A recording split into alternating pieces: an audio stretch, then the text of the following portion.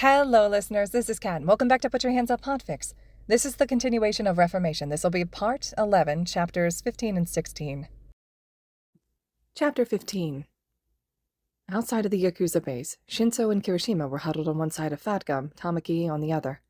The rest of the heroes and police were scattered around the perimeter, ready to move in and take out the Yakuza when they started to move. I still don't understand, Kirishima whispered. The girl was rescued, and Aizawa had to stay with her? Why? And how did she get rescued? I mean, none of us did it. Aizawa will tell us more later. We should just focus back on what we're doing right now, Shinso whispered back. Does the girl have a weird quirk or something? That would explain why Aizawa had to stay behind, so if she gets out of control, he can turn off her quirk. Come on, Shinso, he had to have said something to you. Fat Gum flicked the back of Kirishima's head, making the boy flinch but grin up at his mentor. Fat Gum gave him a smile back. Keep your eyes on the mission, you hear? We don't want to have any of these guys escaping.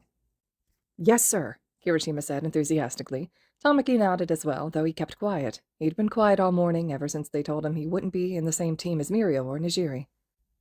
Shinso wasn't positive, but he was starting to get the feeling that there was something more between the three than meet the eye.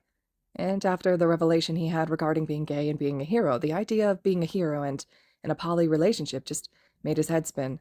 He quickly packed those thoughts and feelings away in the back of his mind to ignore, just like he did with most of his emotions. All right, remember, boys, stay together as best as you can. Fall back if you get hurt too badly, and if things go sideways, go for help. Am I clear? They all nodded up at him, just as the Yakuza started to trickle out of the base. It was time. Vlad King and I are going to work with Nezu to figure out the details of you two staying at UA. While we do that, you two can sleep in here. And Midnight's going to come in and keep an eye on you two while Shota goes to talk with Eri. President Mike said, opening a door. Inside was what looked like a nice apartment, though it had two doors, both on the same wall. When Deku pointedly looked at the second door, Mike smiled shyly. We wanted the kids to think that Shota and I had separate dorms. Really, Nezu had an apartment built for us. That way we could still live together, but we'd be here in the dorms with the kids. Without hesitation, Toga was walking around the living room and looking at everything.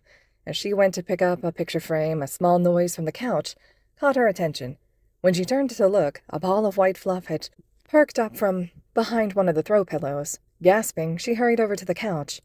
A kitty, she whispered, putting her hand out for the cat to sniff. Oh yeah, we have two cats.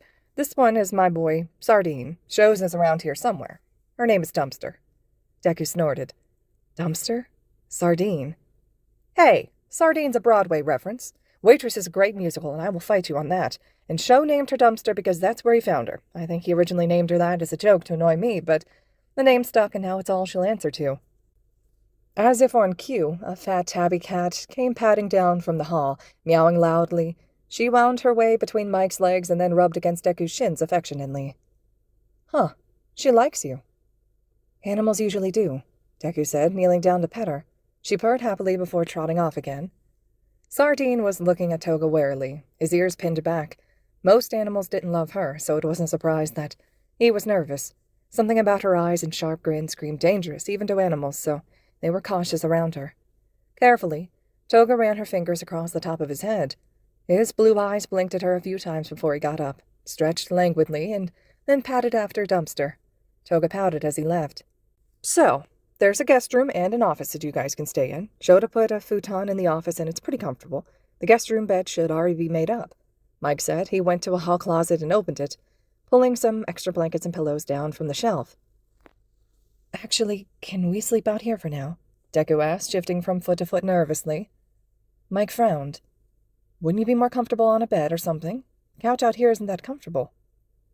I'd rather not get locked in a small room in a hero's apartment minutes after meeting him. Blushing, Mike had nodded and tossed the blankets and pillows onto the couch.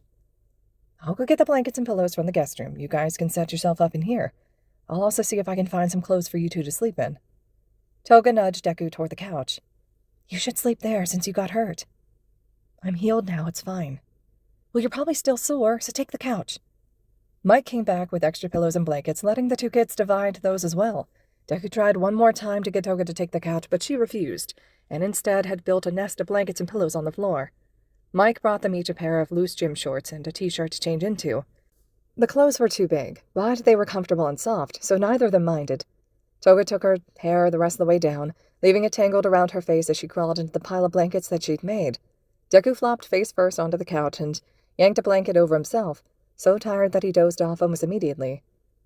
A little while later, a knock at the door startled both him and Toga awake. He bolted upright, his green hair smashed flat onto one side. His eyes were wide as he stared at the door. Toga had also bolted up, but she had come flying out of the blanket pile and put herself between Deku and the door, teeth bared. Mike, who was sitting at the dining room table working on some paperwork, got up slowly. "It's okay, guys. It's just Midnight coming to sit with you guys, remember?" His voice was soft and gentle. When he opened the door, a tall woman stepped inside. She was wearing a pair of sweatpants and a tank top, her dark hair thrown up into a ponytail. She had a bag slung across her body that looked to be filled to capacity. Her glasses were slightly crooked on her face, but her smile was kind. "Hey, Mike. I've got it from here. Vlad and Nezu are in the front office waiting for you." As Mike left, the woman, who Deku assumed was Midnight, looked at the two teens and gave them the same warm smile. "Hey, guys. Sorry to wake you. They fed you, right? Mike and Eraser aren't great cooks, so they probably fed you junk, didn't they? I can make you guys something if you're hungry." Toga shook her head, letting her lips drop to cover her teeth again. She didn't stop glaring, though. "We're fine," Toga bit out as she slowly had moved back to her blanket pile. Midnight wasn't fazed by Toga's posturing. "Great. I'm going to be here at the table working on some stuff for my classes. You two get some sleep." With that, Midnight sat down at the table and pulled out stacks of papers and a laptop, setting it all up so she could work on grading. Deku watched her get settled, confused on why she was so relaxed. He and Toga were criminals. They'd done bad things and no one trusted them. Hell, at this point, even the League wouldn't trust them. They only had each other. Yet Midnight was acting relaxed, like they were just regular teenagers. When she caught Deku staring, she cocked her head curiously. "You good over there, hon?" "You're weird," Deku grumbled before flopping back down to sleep. Toga snorted from the floor and curled up even tighter under her blankets. After the raid, the medics looked over everyone. Thankfully, there had been minimal injuries since they had caught the Yakuza by surprise. There were some bruises and cuts, but the only serious injury was Tamaki's broken wrist. A medic with a healing quirk took care of that in the blink of an eye, and all the students were released to go back to UA. Shinso and Kirishima went in search of the girls, not wanting to leave without them. It took a minute, but they managed to find Uraraka and Sue being fussed over by Nejiri. As soon as she saw them, she was in front of them and checking them over. "I really don't like that they had first years on this mission," the older girl grumbled, poking at a bruise on Kirishima's arm. "But I didn't get a say in it. Come on, let's find Tamaki and Mirio. We can all walk back together." Shinso let Nejiri guide them to where Sir Night-Eye was debriefing with Mirio, who had his arm tightly wrapped around Tamaki's wrist. Nejiri had bounced up to the pair and slipped her hand into Tamaki's. Night-Eye glanced over at the first years, a grim look on his face. "I'll be escorting you all back to UA. Eraserhead has requested that all of you, including the third years, come to the 1A dorms. He has information regarding the rescued girl that he wants to share with you all." All the students besides Shinso looked nervous. They all knew it was never good when Aizawa wanted to talk. As they walked toward the cars that Night-Eye had called for them, Shinso slipped his phone out and texted Aizawa. "We're on our way back. Everything good there?" Within moments, Aizawa responded. "I've mostly been with Eri. She'll need to stay with Recovery Girl for a while. Kid is malnourished and dehydrated, among other things. The other two have been sleeping. Midnight stayed with them. Zashi and Vlad are working with Nezu to get everything taken care of. There's a lot of paperwork." Shinso felt some of the tension leave his shoulders, knowing that everyone was all right. Slipping his phone back into his pocket, he got into the car with Uraraka, Sue, and Kirishima. Centipeder was driving the car, while Night-Eye had drove the other with the third years. When they got back to campus, Centipeder left them, saying that he was going to handle some of the post-op paperwork. The ride had been quiet, everyone too tired to talk, and the walk to the dorm was the same. That is, until they walked in. All of Class 1A was gathered, along with 1B. Vlad, King, Aizawa, Mike, Nezu, and All Might were corralling the kids, trying to keep them from bickering and causing trouble. When they saw the work-study students, they only got louder. "You guys are back! We were so worried!" Mina shrieked, running over to hug Sue. The couple went to go sit in one of the armchairs, curling up together. Uraraka hurried over to Ida, who draped an arm across her shoulders and pulled her into his side. Shinso trailed after and sat down on the ground at Todoroki's feet. Todoroki slipped a warm hand under Shinso's capture weapon and rested it along the back of his neck. Shinso melted under the warmth, closing his eyes and relaxing into it. "All right, now that everyone's here, we can start," Aizawa said with a sigh. "Please hold all comments, questions, and outbursts until I finish speaking. Is that clear?" The teens all nodded, looking confused and nervous. When he was sure they were all paying attention, Aizawa continued. "Be aware that everything I'm about to tell you has been approved by all the teachers in this room. Sir Night-Eye, the hero at the back, is also aware of everything I'm telling you and agreed to this course of action. I will not be telling you all the details, as it is part of an ongoing investigation, but I will tell you what I can. The League of Villains formed a partnership with the Yakuza, sending two... I hesitate to call them both members. Nezu cut in, smiling slightly. We will refer to them as contacts for now. Fine. They sent 2 contacts to work with the Yakuza. While the 2 were there, they discovered that the Yakuza were abusing, torturing, and using a young girl by the name of Eri to create not only quirk-erasing bullets, but quirk-destroying bullets. Eri has a quirk called Rewind, and they were using her DNA to destroy the quirk factor in the target's DNA. The League contacts did not approve of how Eri was being treated, and, knowing the rest of the League would not help, they reached out to me to ask if I would save Eri. What these contacts were not aware of was that Sir Nidai and his agency were already working to take down this part of the Yakuza. The information that the contacts, or I guess informants, told me was enough to form a task force to raid the Yakuza, which a number of the work-study students were a part of. The raid took place this morning, which is why some of your classmates are still in their hero uniforms. Late last night, the head of the Yakuza, who is known as Kai Chisaki, or Overhaul, showed the informants the process of how Eri's DNA was extracted to make the bullets. It was a highly dangerous and painful procedure that left Eri with injuries. Overhaul then told the informants that the Yakuza base was going to be moved. The informants realized that if the Yakuza moved, the raid would be ruined. That, or if the raid happened at the same time as they move, Eri was more likely to get hurt. So they made a plan. They took Eri and ran from the Yakuza. They brought her here, to UA, and they both turned themselves in. They are willingly working with UA to stop the League by providing information on them. In light of the actions the 2 have taken, and due to their history, we're allowing them to stay here on campus as wards of UA, just like we are with Eri. The 2 are around your guys' age, and will be students in the hero course, 1 in each class. We'll be initiating a villain rehabilitation program that Nezu has been working on for a number of years. Precautions will be taken to keep you all safe, and at no point in time should any of you be alone with either of them, till we tell you otherwise. Aizawa paused, taking in the shocked faces of the students. He heaved another sigh. These 2 have risked a lot to help Eri and to help us. Without them, there would have been many more injuries during the raid today, possibly even deaths. They have given up everything they know to do the right thing. They are here to learn and to grow to be better people, the same as all of you. I'm not saying you have to be their best friends, but I am saying that you have to at least try not to be mean. I'll take questions now. They were all silent for a moment before Momo cautiously raised her hand. Sensei, who are they? Do we know them? She asked in a timid voice. One was not an active member and considers himself more of a freelancer, so none of you will know him. The other you guys do know. It's Himiko Toga. We don't have the legal name of the other yet, but he goes by... Deku! Bakugou shouted, startling everyone. He leapt to his feet, his face pale and his eyes wide as he looked past Aizawa, to the hallway where Midnight was leading a messy-haired Deku and Toga toward the common room. The 2 criminals had been rubbing sleep from their eyes, but at Bakugou's yell, they jumped and gaped at the gathered students. Oh, fuck, Deku whispered. Chapter 16. Kids, wake up, a voice had whispered, rousing Deku from his sleep. Yawning, he stretched and ran a hand through his hair. He knew it had to be a mess, more so than usual, but he was too tired to care. Recovery Girl's healing, along with his normal lack of sleep, really wiped him out. Toga was blinking awake beside him, looking around in confusion. It took a moment, but she seemed to remember where she was. Her eye sharpened and locked onto Midnight, who was standing a few feet away from them. Midnight gave them a kind smile. Come on, we have to go meet up with the others. Is there time for coffee? Deku asked, pulling his blanket off. No, sorry, I can get you some after. This shouldn't take too long. The pair of teens followed behind her, still sleepy as they padded barefoot through the halls. Deku glanced out a window as they passed and saw it was morning.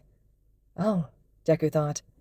Going to need to find a time to slip away and have that private chat today. Otherwise everyone is going to know. Stifling another yawn, Deku rubbed at his face, trying to wipe the gunk from the corners of his eyes. Up ahead, he could hear Aizawa talking to someone. Toga. We don't have the legal name for the other yet, but he goes by... Deku? Deku jumped at the shout and looked for the source of the painfully familiar voice. It was him. It was Kachan. Oh, fuck, Deku whispered, taking a hesitant step back. Midnight put a hand on his shoulder and guided him further into the room, Toga at his side. Aizawa narrowed his eyes, looking between the 2 boys. Bakugou was breathing heavily, his face as white as paper and his mouth agape. Deku kept his eyes locked on Bakugou's chest so that he'd be able to see Bakugou make any moves to attack.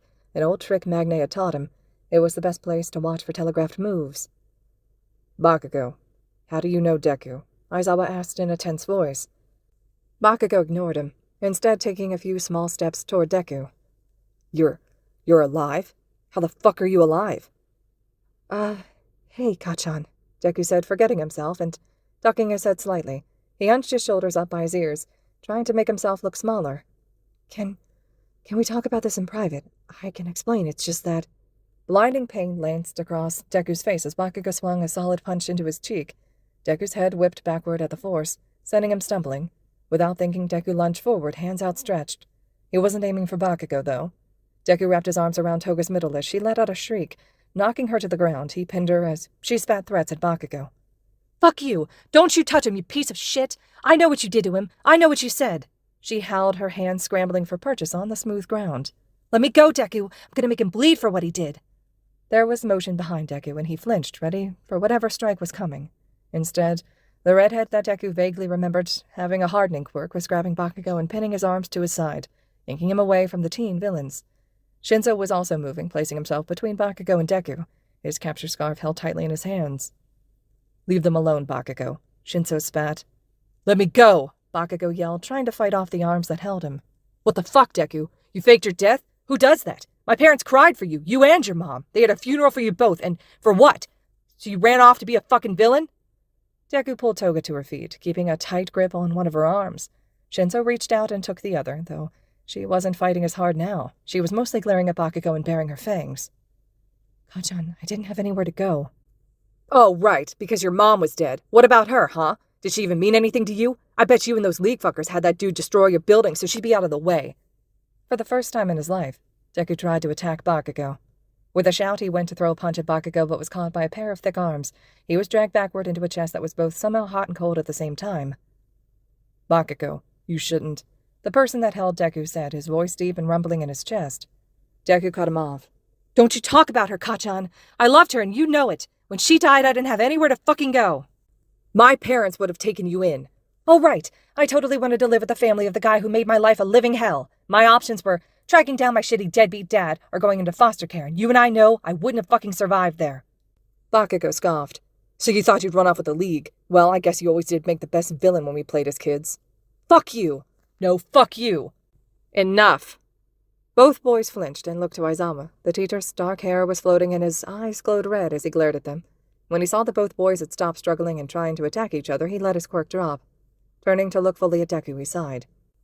"You're the friend of Bakugou's that supposedly died a few months back.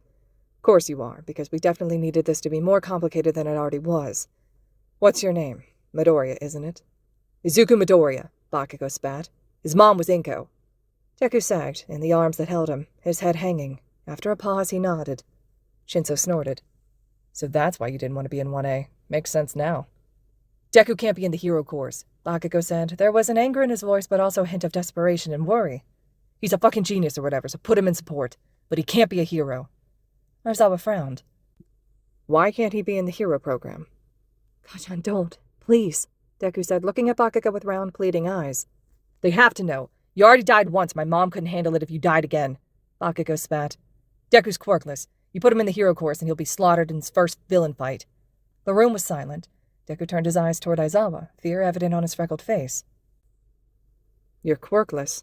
Aizawa asked. He sounded surprised, though his expression remained neutral. Toga started to sob. Fat tears rolled down her cheeks as she pulled at her arm, trying to break free of Shinzo's strong grip. "Please don't kick Deku out. If you send him to Tartarus, Shigaraki will have him killed within the first day. He's going to find out what we did, and he won't be happy, and he'll blame Deku. Shiki's teacher knows people there, and it would be too easy for them to kill Deku. I'll go instead. Or I can go undercover with the League. Yeah, I can be a spy." "No," Deku said, a new desperation in his voice. "Keep Toga here. Shigaraki will kill her no matter what, regardless of where you send her. UA's the only safe space for her. And she'll make a great hero, I promise. Keep her, and I'll tell you everything that I know. I'll even write up as many analysis pages you want on anyone that you want. Please, I'll do anything. Deku's always wanted to be a hero, and he's a really good guy. I taught him a lot of stuff already, so I promise he'll make an awesome hero. Toga, I had my chance. They turned me away and said I couldn't apply, so just stop it." "No, you!" "Both of you stop." Aizawa snapped. "Deku, when were you planning on telling us you were quirkless? That's something we need to know. And what do you mean you already tried to apply?" "I tried to apply for the hero course here at UA, but some official-looking guy turned me away at the door. Wouldn't even let me sit for the test. Said I couldn't because of my quirk status."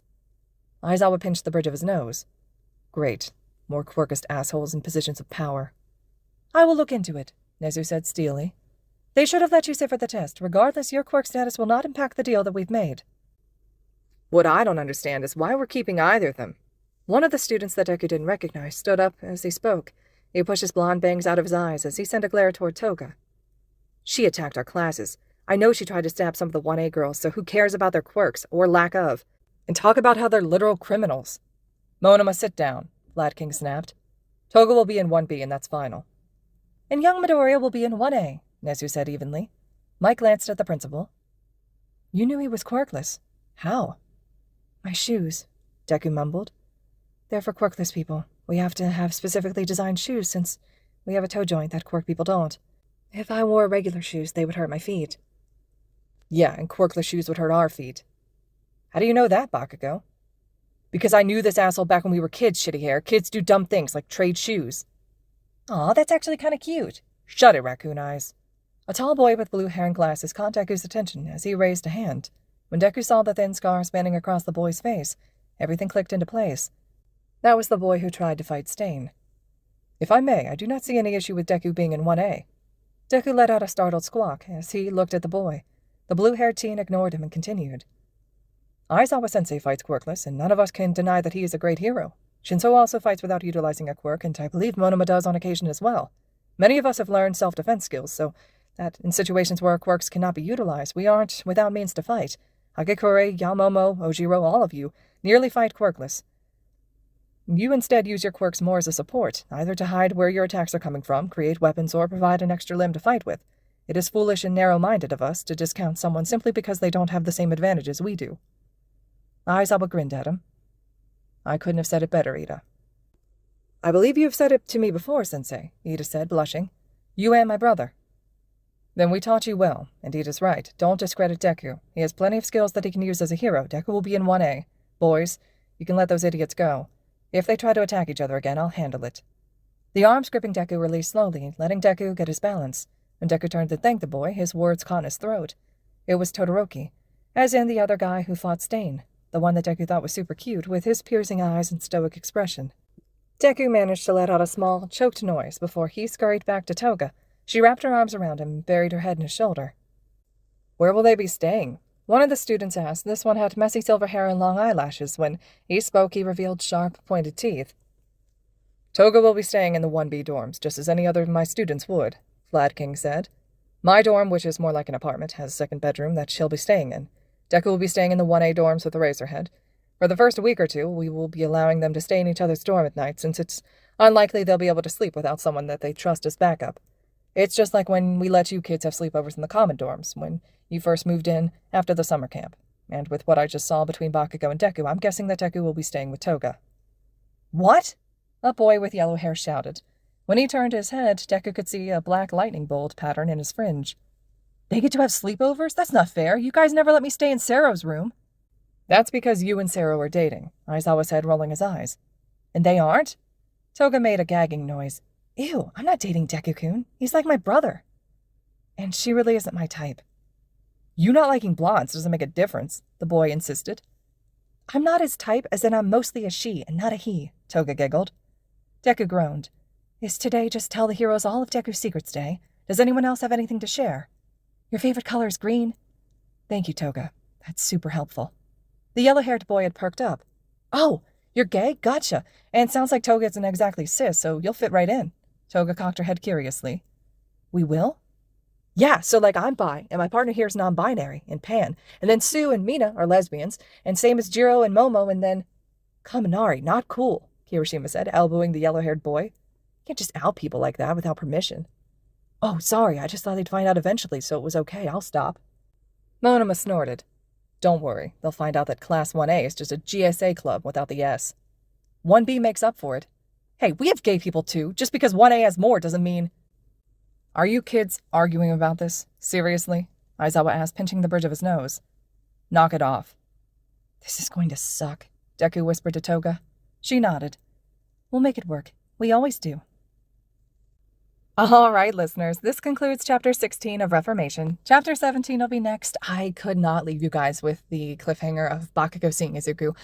I had to include both of these chapters together. Let me know your thoughts and reactions, though. I'm eager to hear what you guys thought of the reveal, and as always, thank you so much for listening.